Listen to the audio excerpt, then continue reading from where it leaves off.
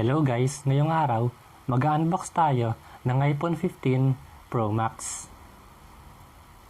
Disclaimer lang guys, nakikita nyo is punit na sticker niya dito. Hindi ito scam. Pinabuksan lang dun sa store na pinagbilan namin itong box para ma-check na yung unit na nakuha is walang damage. Then after that, may pinapirmang waiver na nagsasabi na yung unit na nakuha is walang physical damage. Ngayon, pinakauna natin pag-usapan ay yung price. Makukuha natin to sa halagang 91,990. Yun ay kung installment. Ngayon, kung straight payment naman, ay makukuha na natin ito ng mga 79,000 pesos. Additional note guys, di pa dito kasama itong power adapter ng cellphone. Kung kukuha naman tayo nito, magdadagdag tayo ng additional na 1,000 pesos. Ngayon naman, pagkabukas natin ng box, una nating makikita ay yung cellphone mismo. Ayan. Wow!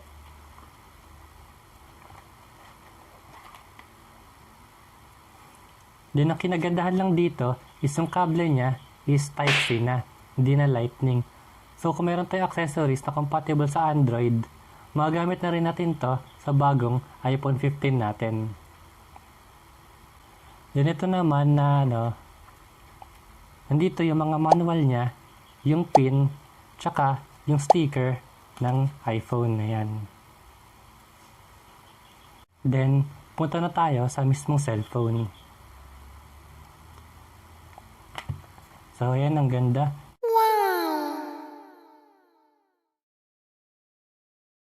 Ngayon pinili ko yung blue titanium kasi mahilig ako sa mga dark colors. Pero meron itong iba pang available colors tulad ng black, white, and natural titanium. Isa pa sa nagustuhan ko dito ay itong natural titanium na kulay pero kulay blue. At ang likod naman niya is frosted glass, which is hindi kapiti ng fingerprints.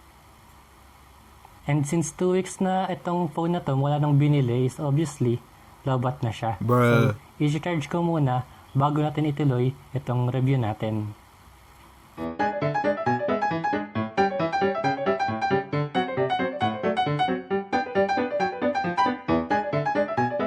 Na guys, na-charge natin siya.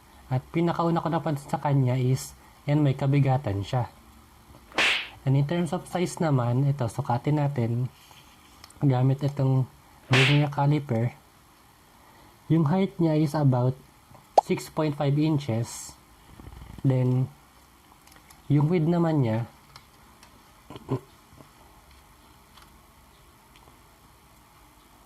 ang width niya is about 3 inches.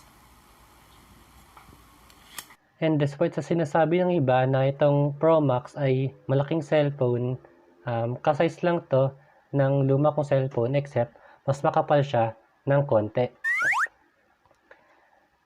And hindi siya ganong kalaki, isa lang siyang malaking iPhone. Ngayon, in terms of comfort naman, komportable naman siya hawakan kahit walang case kasi medyo rounded na yung edges niya. And itong maganda guys, meron siyang IP68 rating, ibig sabihin na siya, water resistant and dust resistant. And pwede siyang masubmerge sa tubig for 6 meters for a maximum of 30 minutes. Pero, take note, water resistant siya, hindi waterproof. So, hanggat maaari, iwasan pa rin natin siyang ilubog sa tubig, lalo't na may kamahalan tong cellphone na to. Usapan naman natin ang tungkol sa hardware nito. So, yung RAM niya is 8GB and yung chip niya is A17 Pro chip na may 6-core CPU, 6-core GPU, at 16-core na neural engine na sinasabi na kaya nito mag-run ng console games. Sa mga di nakakalam ng console games, ang console games ay mga games na nag-run sa Xbox or PlayStation. Ngayon, pag-usapan naman natin ang display. Meron itong 2796 by 1290 pixel resolution at 460 ppi. Then, yung screen niya is OLED na. Then, isa pa, yung peak brightness niya is 2000 nits. Ayan, naliwanag. So, kahit outdoors is malinaw pa rin. Actually, tinestay ko na siya kanina. Kahit nasa labas ako, kitang-kita ko pa rin yung screen, guys. Ang ganda. Malinaw siya.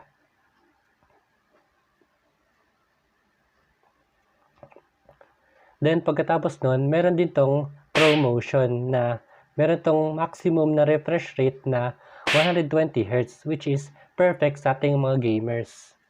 Then, last but not the least, meron din siyang True Tone, which is nag-iiba yung kulay niya depende sa ambient or background lighting natin. Note lang guys, hindi to brightness ha. Itong True Tone is yung color ng screen. So, halimbawa, medyo sunset na, medyo ma-red na yung ambient lighting natin, nag-a-adjust yung screen ng cellphone para consistent yung kulay na nakikita natin.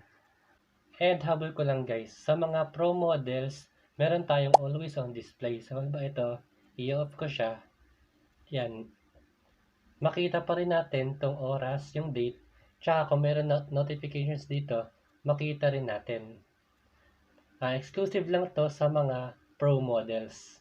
So, na pag-usapan natin ay yung camera.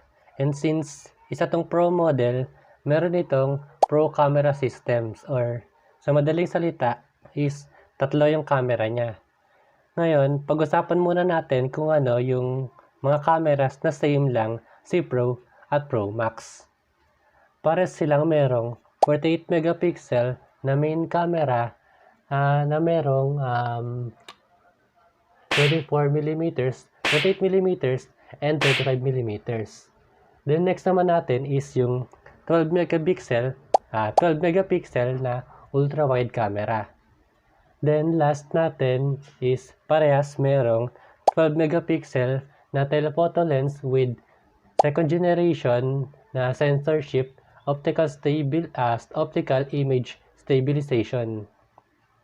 Then next na pag-usapan natin ay yung differences naman nila. Sa mga nagsasabi na zoom lang ang lamang ng Pro Max sa Pro, doon kayo nagkakamali.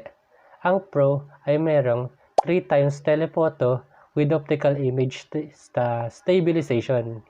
Ang Pro Max naman ay merong 5 times telephoto with 3D censorship optical image stabilization na sinasabi ng Apple na capable ng 10,000 adjustments per second.